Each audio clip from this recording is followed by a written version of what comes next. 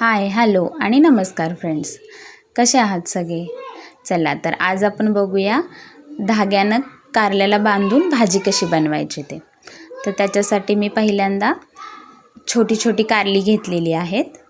ती कारली मी छान अशी पाण्यामध्ये भांड्यात घालून शिजवून घेतलेली आहेत. शिजवताना मी त्याच्यात थोडंसं मीठ घातलं होतं. आता त्यानंतर मी त्याच्या आतल्या पूर्ण बिया सगळ्या काढून घेतलेल्या आहेत. या बियासुद्धा फेकून न देता तव्यात परतवून खाल्ल्या तर खूप छान लागतात. आता याच्यानंतर आपण मसाला काय घालायचा आहे ते बघूया.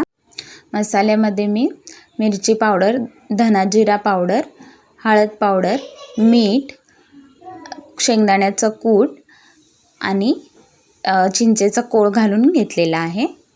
आलं लसूणसुद्धा तुम्ही ह्याच्यामध्ये घालू शकता. हे सगळं एकदा मिक्स करून छान घेतलेलं आहे मी. आणि मग मी शेवटी त्याच्यामध्ये कसुरी मेथीसुद्धा ॲड केलेली आहे.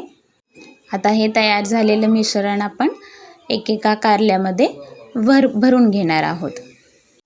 बघू शकता तुम्ही, मी चारही कारल्यांमध्ये ते मिश्रण भरून घेतलेलं आहे. आता मी त्याला धाग्यानं छान असं गुंडाळून घेणार आहे, जेणेकरून आपण जो मसाला कारल्यांमध्ये भरलेला आहे तो त्याच्यामधून बाहेर नाही पडणार आणि आपल्याला कारली अगदी टेस्टी लागतील. एकदा नक्की ट्राय करून बघा. अजिबात कडू होत नाहीत कारली. लहान बाळंसुद्धा आवडीनं खातील, इतकी छान होतात. माझ्या दोन्ही मुलींनी आवडीनं ही भाजी खाल्ली. आता फक्त आपल्याला कढईमध्ये तेल घालून ही कारली 8 ते 10 मिनटासाठी छान अशी परतवून घ्यायची आहेत. आपण ही शिजवून घेतली होती, त्यामुळं आता जास्त वेळ आपल्याला ही कारली शिजवायला नाही लागत आहे. हवा असेल तर तुम्ही थोडंसं त्याच्यामध्ये पाणीसुद्धा ॲड करू शकता.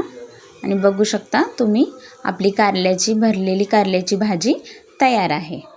आता खाताना जो आपण धागा बांधला होता तो काढून तुम्ही खायला तयार आहे कारली. रेसिपी आवडली असेल तर चॅनेलला लाईक, शेअर आणि सबस्क्राईब करा. पुन्हा भेटू नवीन रेसिपीसह. तोपर्यंत बाय. थँक्यू.